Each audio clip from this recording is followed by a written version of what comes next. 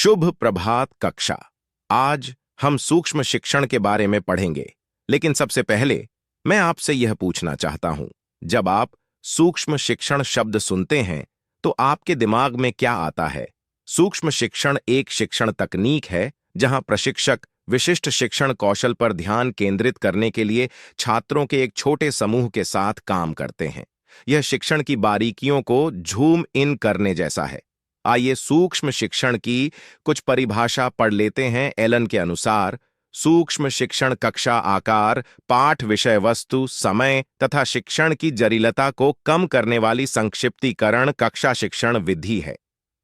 पासी एवं शाह के अनुसार सूक्ष्म शिक्षण नियंत्रित अभ्यास की प्रणाली है जो विशिष्ट शिक्षण व्यवहारों तथा नियंत्रित दशाओं में शिक्षण अभ्यास करने का विशेष तथा नियंत्रित आग्रह करती हैं। आइए सूक्ष्म शिक्षण के गुणों के बारे में बात करें। पहली संपत्ति सीमित सामग्री है।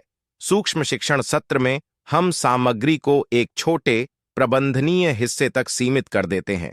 यह हमें खुद पर या छात्रों पर दबाव डाले बिना विशिष्ट शिक्षण कौशल पर ध्यान केंद्रित करने की अनुमति देता है।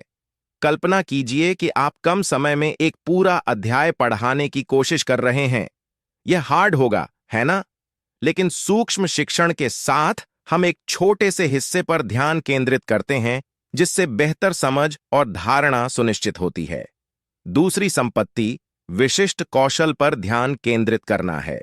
सूक्ष्म शिक्षण सत्र में हम विशेष शिक्षण कौशल को लक्षित करते हैं, चाहे वह प्रश्न पूछने की तकनीक हो, अवधारणाओं को समझाना हो या कक्षा प्रबंधन हो।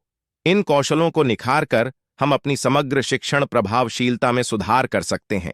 आपके अनुसार सूक्ष्म शिक्षण के दौरान हमें किन आवश्यक शिक्षण कौशलों पर ध्यान देना चाहिए?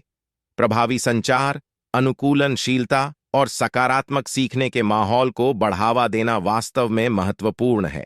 तीसरी संपत्ति है तत्काल प्रतिक्रिया। सूक्ष्म शिक्षण का एक शानदार पहलू यह है कि हमें अपने साथियों और छात्रों से तुरंत प्रतिक्रिया प्राप्त होती है।